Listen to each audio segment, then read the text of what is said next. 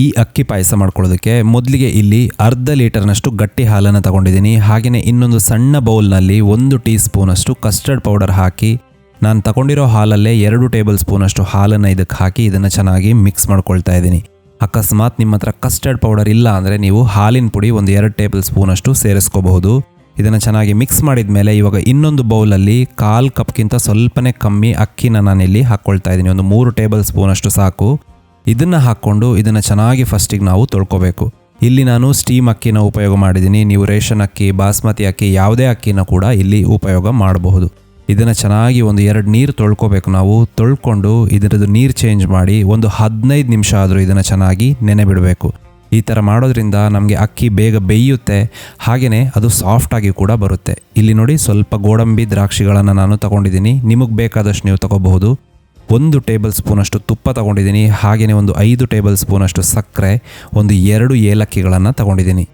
ಇವಾಗ 15 ನಿಮಿಷ ಆಗಿದೆ. ಇವಾಗ ಈ ಅಕ್ಕಿನ ನಾನು ತರಿಯಾಗಿ ನಾನು ಇದನ್ನು ಗ್ರೈಂಡ್ ಮಾಡ್ಕೊಳ್ತಾ ಇದ್ದೀನಿ. ಯಾವ ಕಾರಣಕ್ಕೂ ನುಣ್ಣಗೆ ಮಾಡ್ಕೋಬೇಡಿ, ತರಿಯಾಗಿ ರವೆ ಇರುತ್ತಲ್ಲ ಆ ಥರನೇ ಮಾಡಿಕೊಂಡ್ರೆ ಸಾಕು. ಈ ಥರ ಮಾಡ್ಕೊಂಡ್ಮೇಲೆ ಇವಾಗ ಒಲೆ ಮೇಲೆ ಒಂದು ಬಾಣಲೆನ ಇಡ್ತಾ ಇದ್ದೀನಿ. ಬಾಣಲೆನ ಇಟ್ಟು ನಾನು ತಗೊಂಡಿರುವಂತಹ ತುಪ್ಪನ ಅದಕ್ಕೆ ಹಾಕ್ತಾ ಇದ್ದೀನಿ. ಜಾಸ್ತಿ ತುಪ್ಪ ಬೇಡ, 1 ಟೇಬಲ್ ಸ್ಪೂನಷ್ಟು ಹಾಕಿದರೆ ಸಾಕು. ಫಸ್ಟಿಗೆ ಇದಕ್ಕೆ ನಾನು ದ್ರಾಕ್ಷಿಗಳನ್ನು ಹಾಕ್ಕೊಳ್ತಾ ಇದ್ದೀನಿ. ಈ ದ್ರಾಕ್ಷಿಗಳನ್ನು ಹಾಕ್ಕೊಂಡು ದ್ರಾಕ್ಷಿಗಳು ಅರಳಬೇಕು. ಅದಾದಮೇಲೆ ನೀವು ಅದಕ್ಕೆ ಗೋಡಂಬಿನ ಸೇರಿಸ್ಕೋಬೇಕು. ಗೋಡಂಬಿನ ಸೇರಿಸ್ಕೊಂಡು ಸ್ವಲ್ಪ ಲೈಟಾಗಿ ಕಂದು ಬಣ್ಣ ಬಂದರೆ ಸಾಕು ಗೋಡಂಬಿ. ಆವಾಗ ಅದನ್ನು ನೀವು ತೆಗಿಬೇಕಾಗುತ್ತೆ. ಆ ತುಪ್ಪ ಅದೇ ಬಾಣಲೆಯಲ್ಲಿರಲಿ. ಅದಕ್ಕೇ ನಾನು ತಗೊಂಡಿರುವಂತಹ ಹಾಲನ್ನು ಹಾಕ್ತಾ ಇದ್ದೀನಿ. ಈ ಹಾಲಿನ ಜೊತೆಗೆ ಅರ್ಧ ಕಪ್ನಷ್ಟು ಇಲ್ಲಿ ನಾನು ನೀರನ್ನು ಸೇರಿಸ್ಕೊಳ್ತಾ ಇದ್ದೀನಿ. ಈ ನೀರನ್ನು ಸೇರಿಸ್ಕೊಂಡು ಇದನ್ನು ಮಿಕ್ಸ್ ಮಾಡ್ತಾ ನೀವು ಚೆನ್ನಾಗಿ ಒಂದ್ಸಲ ಕುದಿ ಬರೋಕ್ಕೆ ಬಿಡಬೇಕು. ಅದು ಕುದಿ ಬರೋ ತನಕ ನೀವು ಹೈ ಫ್ಲೇಮಲ್ಲೇ ಮಾಡ್ಕೊಳ್ಳಿ. ಆಮೇಲೆ ಮೀಡಿಯಮ್ ಫ್ಲೇಮಿಗಿಟ್ಟು ಎಲ್ಲದನ್ನು ಕೊನೆ ತನಕ ನೀವು ಅದೇ ಥರ ಮೀಡಿಯಮ್ ಫ್ಲೇಮಲ್ಲೇ ಇದನ್ನು ಮಾಡ್ಕೋಬೇಕಾಗುತ್ತೆ. ಇವಾಗ ಹಾಲು ಚೆನ್ನಾಗಿ ಕುದಿ ಬರ್ತಾ ಇದೆ. ಸೊ ಅದಕ್ಕೆ ನಾನು ಈ ಗ್ರೈಂಡ್ ಮಾಡ್ಕೊಂಡಿರುವಂತಹ ಅಕ್ಕಿಯನ್ನು ಸೇರಿಸ್ಕೊಂಡು ಚೆನ್ನಾಗಿ ಮಿಕ್ಸ್ ಮಾಡ್ಕೊಳ್ತಾ ಇದ್ದೀನಿ.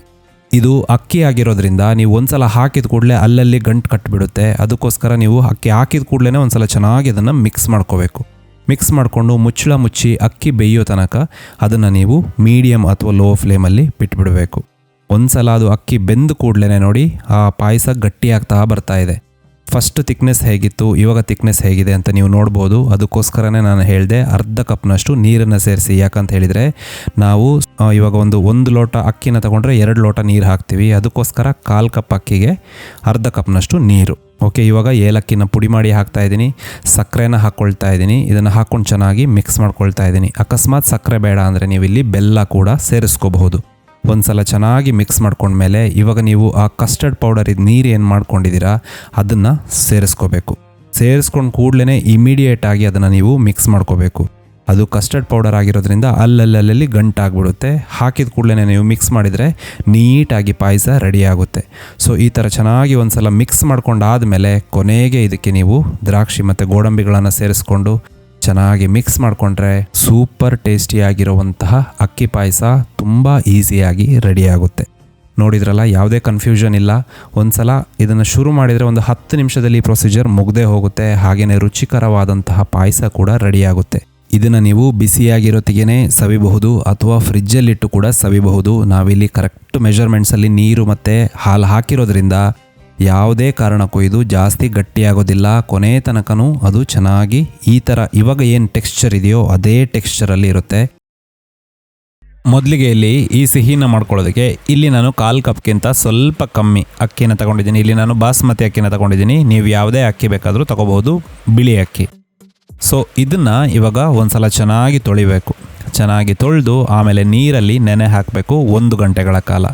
1 ಗಂಟೆ ಇದು ಚೆನ್ನಾಗಿ ನೆಂದರೆ ಈಸಿಯಾಗಿ ಬೇಯೋಕ್ಕೆ ಹೆಲ್ಪ್ ಆಗುತ್ತೆ. ಸೊ ಇವಾಗ ಇದ್ರದ್ದು ನೀರನ್ನು ಫುಲ್ಲು ಬಸೀರಿ ಹಾಗೆಯೇ ಇದನ್ನು ತರಿಯಾಗಿ ನಾವು ಪೌಡರ್ ಮಾಡ್ಕೋಬೇಕು. ಅಂದರೆ ದೊಡ್ಡ ರವೆ ಬರುತ್ತಲ್ಲ, ಅಕ್ಕಿ ರವೆ, ಆ ಥರ. ಇಲ್ಲಿ ನಾನು 1 ಕ್ಯಾರೆಟ್ನ ಚೆನ್ನಾಗಿ ಸಿಪ್ಪೆ ತೆಗೆದು ತಗೊಂಡಿದ್ದೀನಿ. ಇದಕ್ಕೆ ಸ್ವಲ್ಪ ನೀರು ಹಾಕಿ 4 ನಿಮಿಷಗಳ ಕಾಲ ಮೀಡಿಯಮ್ ಫ್ಲೇಮಲ್ಲಿ ಏನನ್ನು ಬೆರೆಸದೆ ಕುಕ್ ಮಾಡ್ತಾ ಇದ್ದೀನಿ. 75% ಬೆಂದರೆ ಸಾಕು ಇದು. ಸೊ ತಣ್ಣಗಾದಮೇಲೆ ಇದನ್ನು ಮಿಕ್ಸಿ ಜಾರಿಗೆ ಹಾಕ್ಕೊಳ್ಳಿ. ನೀರನ್ನು ಸೇರಿಸ್ಕೋಬೇಡಿ, ಮಿಕ್ಸಿ ಜಾರಿಗೆ ಹಾಕ್ಕೊಂಡು ತರಿಯಾಗಿ ನಾವು ರುಬ್ಕೋಬೇಕು. ಇವಾಗ 2 ಕೂಡ ರೆಡಿಯಾಗಿದೆ. ಇಲ್ಲಿ ನಾನು ತೋರಿಸ್ತಾ ಇದ್ದೀನಿ ನೋಡಿ, ಅಕ್ಕಿ ರವೆ ಥರ ಆಗಿದೆ ಇದು.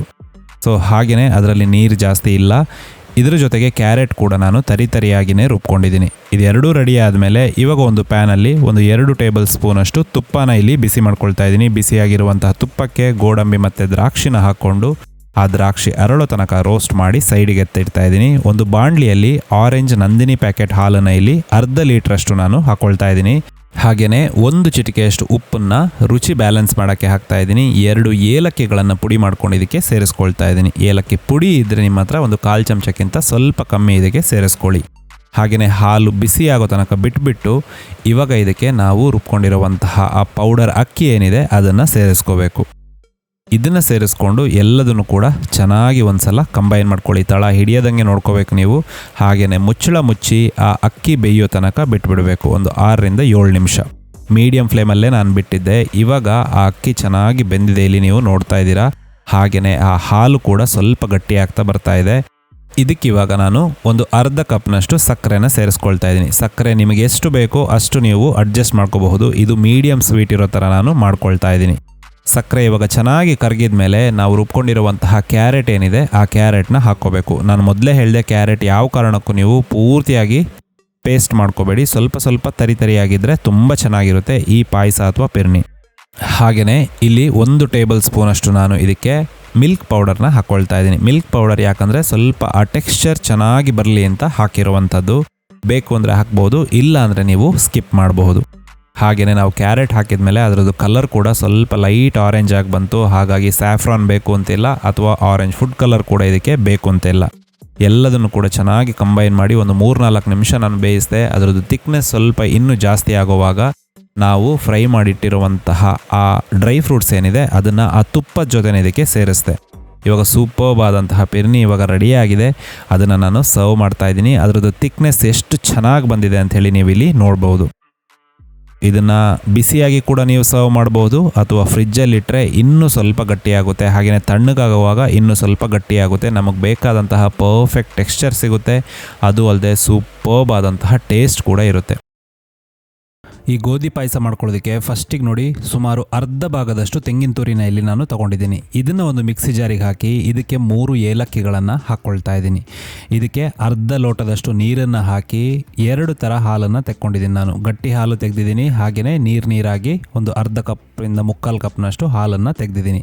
ಇಲ್ಲಿ ಗೋಧಿನ ನಾನು ನುಚ್ಚು ತಗೊಂಡಿಲ್ಲ. ನಾನು ಏನು ಮಾಡಿದ್ದೀನಿ, ಇಡೀ ಗೋಧಿನ ತಗೊಂಡು ಅದನ್ನು ಲೈಟಾಗಿ ಮಿಕ್ಸಿಯಲ್ಲಿ ಪುಡಿ ಮಾಡ್ಕೊಂಡಿದ್ದೀನಿ. ಇದರಿಂದ ಸ್ವಲ್ಪ ರವೆ ಇರುತ್ತೆ, ಇಡೀನೂ ಇರುತ್ತೆ, ಹಾಗೆಯೇ ಅರ್ಧ ಭಾಗ ಕೂಡ ಇರುತ್ತೆ. ಎಲ್ಲ ಥರದವರಿಗೂ ಇಷ್ಟವಾಗುತ್ತಿದ್ದು.